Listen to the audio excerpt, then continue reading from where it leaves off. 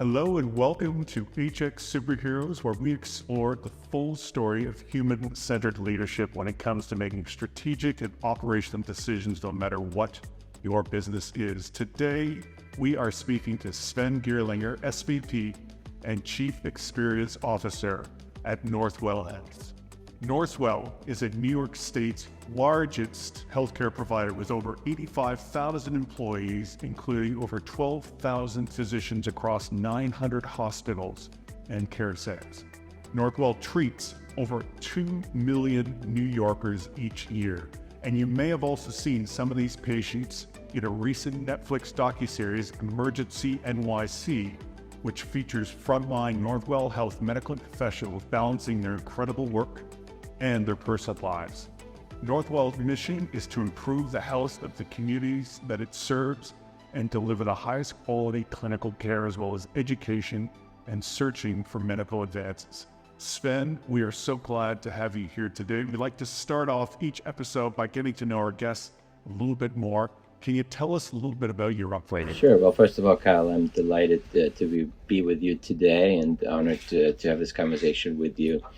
My upbringing. I grew up in a small village in Bavaria, Germany. So a small village, 3,500 people. My parents owned a restaurant. They shortly opened it after I was born, actually, and started to work there from an early age on while I was in school, working the summers, and always had a knack for hospitality. But and then later came to the U.S. But I had a great childhood in a rural setting, so I'm very connected to farm life and to rural areas, and now live in New York City. Well, that can be further from rural life as you possibly get. From the discussions we've had, it sounds like you've had an incredibly diverse career from gastronomy to hospitality, and now you find yourself in healthcare. What's the story behind that? Do you mind expanding on that a little bit? Yeah, so, as I said, I loved hospitality. I actually, from my parents' restaurant, went into formal chef training, worked in some great hotels back in Germany, was in which was actually the best hotel best hotel in Germany, second best hotel in the world at the time, the Vierjahreszeiten in Hamburg, and was exposed to the luxury hotel industry there, and then went into hotel management, joined the Ritz Carlton hotel company. So Ritz Carlton hired me from Germany to come to the United States, and had a great career with Ritz. Really loved my time there. I had the opportunity to not just work in the various hotels. I also was part of a task force to open new hotels across the world, and I was doing a major expansion area of the brand, and I opened the Ritz in Bali and Osaka, Japan, a few hotels back in Germany again, and also in the US. And I always saw myself continuing my career path within hotels and retiring from there one day. Never did I think that I end up in healthcare. And the story with that is that I wasn't originally intentionally seeking out healthcare as a career path. I was approached by previously to Northwell by Henry Ford Health System in Detroit to open a new hospital, and so my hotel opening experience came in handy for that, and they specifically wanted somebody from the hotel industry to infuse experience, hospitality into this new facility, and from day one to think about the hospital differently. But that wasn't the ultimate decision maker for me.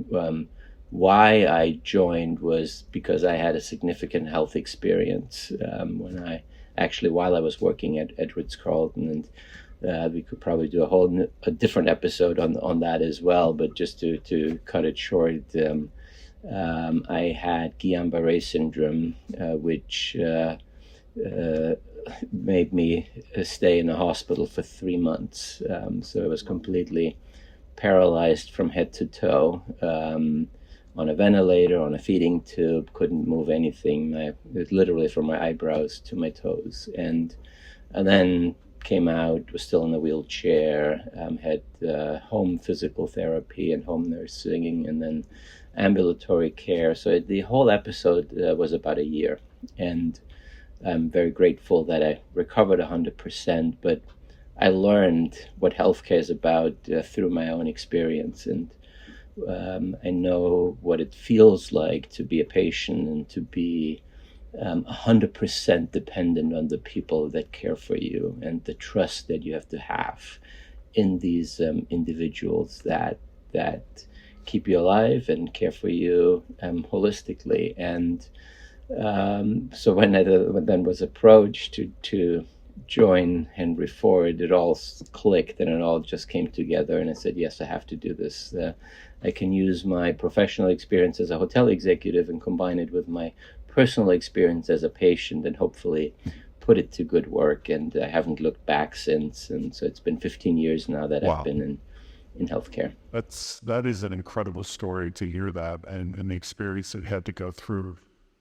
What was the one thing, the biggest thing that you learned that you were able to draw down on when you started within the healthcare community and doing what you do now? Well, if I look back at it now, I really think that ignorance is bliss, right? So what you don't know, you don't worry about. But I fell back on what I did know and what I knew about leadership, what I knew about what I learned in the hospitality industry, that it is, and that's where the commonalities come in between the hospitality and the healthcare industry, is it's all about people, right? And if you surround yourself with the best possible talent, and you focus on developing that talent, making sure that you hire right, that you set them up for success, that you remove the barriers for them to do their best work and empower them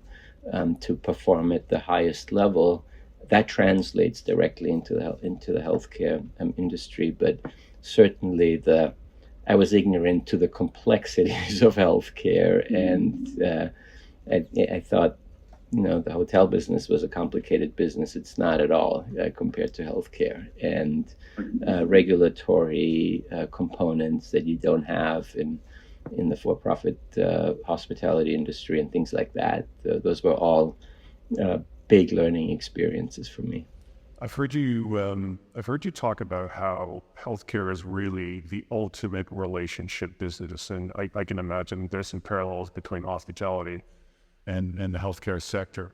What is, when you think about your first day on the job and what you've learned through your own personal experience, what is it about the patient experience that resonates most with you? What is it that Northwell does today that's kind of unique and where many other healthcare systems could really follow suit?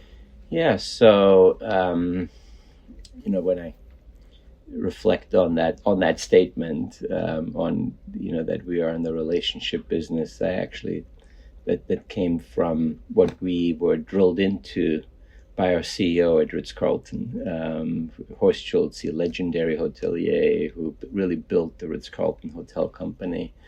He used to say, you think you're in the hotel business. You're not in the hotel business. You are in the relationship business. And it's all about the relationships that we're building with the customer. What does that mean? It doesn't mean necessarily that it is the beautiful setting of a Ritz Carlton, of the beautiful crystal chandelier on the marble floors and the views of the ocean or wherever the hotel is located, and the amazing meals that we serve to the guests there. It is about the impact the people have on the guests and making them feel known, making them feel special, and that is throughout the entire organization with every employee, whether they are a housekeeper, a bellman, a front desk agent, etc. And I reflected on that and thinking, like, that is true, but the ultimate relationship business is really healthcare, if you think about it, because you have to have the incredible amounts of trust when you put your health into somebody else's hand. And that ties back to what I said earlier. And what we know about individuals is more than their family often knows, right? So that all requires a deep relationship, and that's what we're trying to do at Northwell, is to make sure that our patients, that we are privileged to serve them, that they feel that, and that they're not just being processed, right? That they're not just being handled, but that they know that we empathize with them, and that's why empathy is such an important component of what we do, and that's where our culture is so important. That the employees really take that to heart and are making sure that every interaction, we talk about every moment matters. That's our mantra for patient experience. I talk about that on day one with our new employees, that every person, every role, every moment matters in the healthcare equation. And so what kind of tools are you using to help sort of track and improve that level of experience or progress within your own sort of healthcare system? And we, as you know, we call this podcast HX Superhero, which stands for the human experience. And we draw down a lot of customer experience stories. A lot of the guests we have are within that community. But unquestionably, healthcare and patients are at the front line of any customer experience, as you talked about, because you've got people's lives in your hands. You're talking about trust. But what are some of the things that you're doing today that you weren't doing 10 years ago? And where do you see the future in sort of patient experience? I think the tools are obviously training of your employees, and making sure that is that the expectations are set around the vision of what we envision this experience to be like, and making sure that we stay close to the customer, in this case the patient. And that's a whole interesting conversation. I think also the notion of customers and consumers within healthcare, but the making sure that we have a finger on the pulse, right? That we know at the encounter what the patient is going through, what their sentiment is, that requires people to have their antennas up all the time, and making sure that they're really clued into that, to identifying service recovery opportunities, and reaching out to patients, and thinking and hearing their feedback in terms of how we're doing across according to what their expectations are. Yeah, that's fascinating. One of the things that we also like to talk and delve into on this podcast is really leadership. So can you describe what would be your sort of leadership style? What's your North Star? What's the thing that kind of keeps your teams heading in the right direction? That's my first question. My second question is like many, we always lean on mentors and people who've been there, done that before us. Do you have a particular mentor or someone that you sort of worked with over the years that you really respect and has helped shape your thinking in this space? I have, many mentors, and I think that is connected to my leadership style. And I think you shape your leadership style throughout the years, and you pick up leadership traits that you put in your tool belt, and the cumulative effect of that, I think, becomes your persona. And if you have me boil it down to one word, I would say authenticity. To be your authentic self, because early in my career, you always think like you have to do this, you have to do that, and emulate people, but you go back to who you are, and to believe in your own values and make sure that those values are congruent with the organization that you work for. And as leaders, we have the opportunity to shape that, right? And to be the creator of that. And that's why I joined Ritz Carlton, was because I truly believed in those values of when I heard Horst Schulze speak about the company, and I said, that's me. I need to work there, and ultimately had the great fortune to do that. I mean, the leader I work for right now is an example for that. Michael Dowling is an incredible role model and leader who is the ultimate example of authenticity, I would say, and says it how it is, and is not afraid to go after hard things to tackle, and very hard things to tackle. And I would say that he inspires me and my 84,000 colleagues, absolutely. Yeah. And I throw in servant leadership, and I think that comes probably from the hospitality industry, where you just get trained from day one to do whatever it takes to support the staff and to support the front lines. If that means you have to jump in and park cars because there were 100 cars out on the driveway, you do that, and you set the example by the customer is the most important thing right now.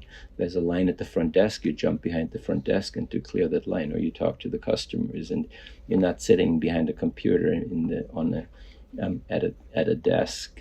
So leadership visibility is clearly important, and those are some of the things that I remind myself every day in terms of making sure that I lead my team like that, and also in terms of the broader impact on the organization. Yeah. And sometimes you don't have to lead a group of people in order to exude, right, the leadership qualities. And if I think back to the pandemic, I can't even imagine what that experience was like for 84,000 people that work within your health system, and to think about how important leadership was during those times. When I talk about the size and the complexity of an organization like Northwell, where you're having to balance both the employee or the workforce experience with that of the patient or the customer experience, as we talk about on this podcast, how do you ensure consistency of delivery at that kind of scale? Yeah. It's a challenge because we're the largest employer in the state of New York, with millions of patient encounters on an annual basis. It goes back to some of the things I mentioned already. It's about making sure that you create an experience for your employees, right? That you focus on treating them well, so that they turn around and treat your customer well. We have new employee orientation every Monday. So we hire 250 people a month, every Monday, every week, and even every other Friday. So over 1,000 employees join our organization weekly. And it is in person, so we require people to come in person. We bus them in if they are from further away, but they come here to our headquarters in New Hyde Park, right on the border to Queens. And the first person they meet is, guess who? Michael Dowling, our CEO, who greets them, and not just greets them and spends 5 minutes with them, he spends 2 hours with them. So you have the CEO of the largest employer of the state of New York spending 2 hours with the new employees. He talks about the history of Northwell, talks about where we are today, and he talks about the vision of where we're going and what the expectations are within our organization.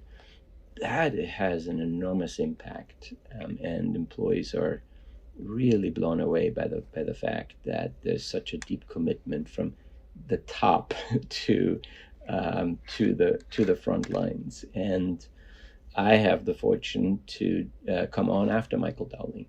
So and then we talk about the importance of the customer, of the patient, and we've in storytelling to help our employees to connect to our mission through their mission in terms of why they joined healthcare and why they are in this field, and setting expectations around how we treat customers and how it is important for them to walk away here and have a positive perception about Northwell, and that we don't accept anything else than that, and we talk about our values in that session. So not the typical stuff about that's more transactional and here's what you need to do to get your paycheck and here's your locker and all those things. It's really first we focus on the mission and set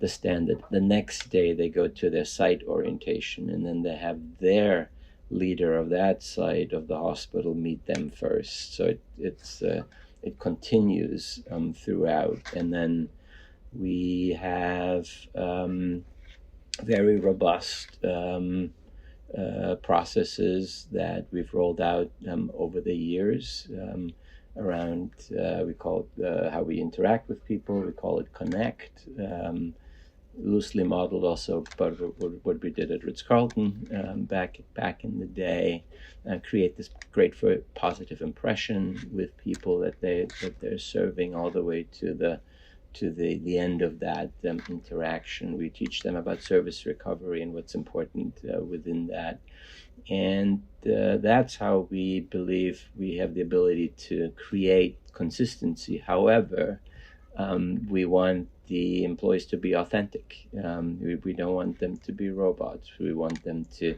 make that connection to the people that they're serving.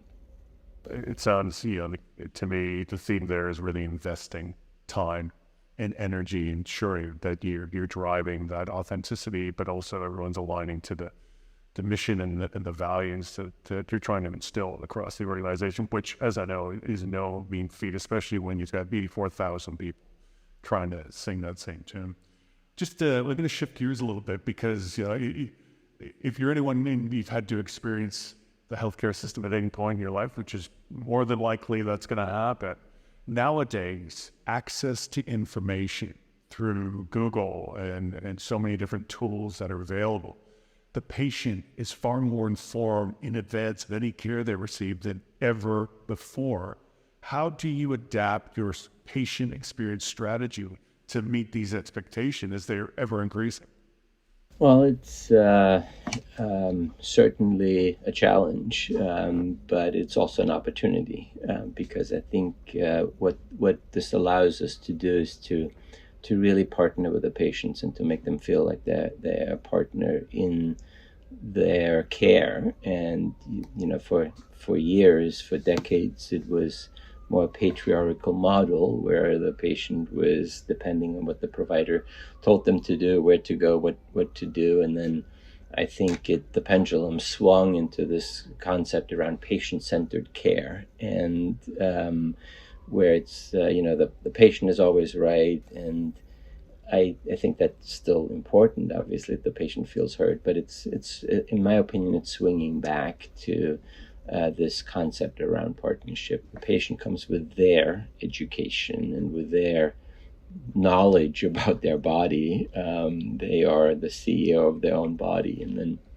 then the provider is the consultant in that place and uses their knowledge, and together we come up with the best plan for their health and for the treating disease, whatever it is. We have that. We have a training for physicians around that. We call it the Relationship Center Communication training, where our providers go through an entire day of role play and teaching them tools around how to communicate with the patient, how to navigate that space, building that relationship, and which then has impacts not just on experience, but has impacts on the quality of their care, on the outcomes, because the trust increases as a result of that. And when we do these things and we take all that into consideration, then we're better off, and the patient is better off as a result of that. So we could think of it as being frustrating, and sometimes I've heard it before where a physician says, I spent the first 10 minutes to talk them out of what they read about on Google. Or but again, it's like masterfully integrating that into the care is key to navigate that space together.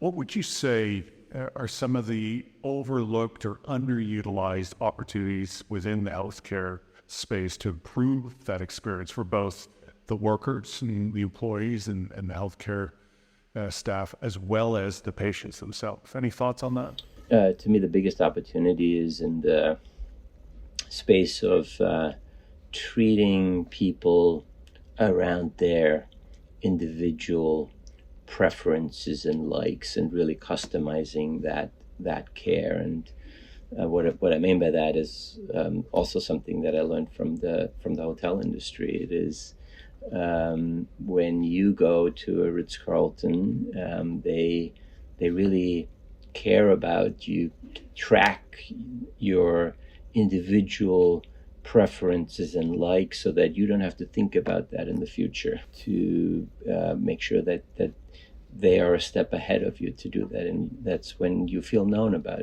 in that by the hotel and by the individuals. And we don't do that well in healthcare. We have incredible amounts of information. We have electronic medical records, but we don't capture individual nuances about that person. Imagine what a nurse learns, let's say in a 4-day stay in a hospital, about that patient and their family, and who they are, what's their life like, that we actually returning them to, which means what's important to them, that we need to take into consideration into how we treat them, setting priorities. And that gets lost as soon as we hit the discharge button. And there's a lot of talk around, and organizations implementing CRMs, but that's really more on what I call the sales side. That's more of on the contact center. It doesn't go deep into the care experience itself, and doesn't translate to the physician, the nurse, the therapist, etc. To me, that's the biggest missed opportunity within healthcare, and that's something that we're looking to solve, and to create experiences where the patients are treated that way, where your preferences matter. Well, my next question is kind of a good segue into that, simply because, healthcare, it's so importantly integral into society. It is a highly emotive industry, as we know, and it also at times can be heavily politicized. Based on what we just talked about and what those opportunities look like, if you had one message to lawmakers, what would that message look like? So, gotta be careful with answering that. We're not the bad guys. We're not the ones that are driving healthcare costs up. Unfortunately, provider systems are looked at that. Our margins are, as a not-for-profit health system, we're a big organization, but they're not. The margins are not that large. We invest back into the communities, and we invest back into improving that patient care. But we're in general, I think the provider side is looked upon as the as the part of the healthcare system that drives up cost. And that I think would be my biggest message to lawmakers and to look at the experience side of healthcare more deeply. If we look at the HCAP surveys, for example, right, that is outdated thinking in terms of still sending surveys in the mail or being required to do that. We got to catch up with the times. It's great that we care about it and that we care about patient perceptions, but we have to move forward and to get with the times. So, I mean, that's one great example of some of the emerging trends in that we saw in healthcare a couple of years ago. Where do you see this going? What are some of the emerging trends or technologies that we can expect, 5-10 years from now? Have you got a view on that as well? I think AI obviously will play a huge role in the technology in healthcare. It can, hopefully, it will be used in the right way, and I can see a lot of advantages of it, and to improve the patient experience, but also the provider experience. Technology to make life easier for physicians, from note taking to being able to ease the workload for them. There's a lot of applications, and to improvement of diagnoses. Again, I think the human needs to be there to be the air traffic controller and to make sure that everything is properly done. But there are, and if I talk to my physician colleagues, they see lots of opportunity within that, and that's the most revolutionizing technology that will have big implications on healthcare. Also, there's a concept around the digital twins, where you can actually create a digital twin of yourself that then can be used to test treatments, or so that before you do it on the actual body, that you see what effects it would have if you go a certain direction. So that's all fascinating. It's not my my expertise by any stretch of the imagination, but it's all incredible, the opportunities and the technologies that are out there. It's fair to say the future is now. I mean, it certainly feels that way. Well, Sven, this has been a fantastic conversation. I have 3 questions left that we ask all of our guests, so I'm hopefully you're going to humor me as well. And we talked a little bit about some of your experience at the outset, and thank you for sharing that with me.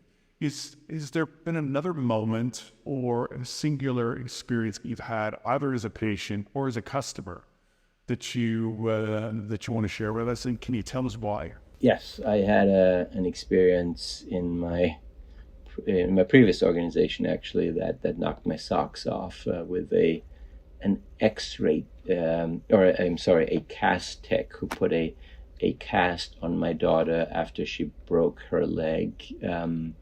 It still sticks with me today, and it actually helped me make changes in my organization, because it was just so good from the moment he arrived in that room, and how he treated my daughter, how he treated us, introducing himself, telling us what is happening, all the way through to the end, in a very genuine way, said, "Thank you so much for coming in and choosing Henry Ford. It's such a pleasure for us to do that."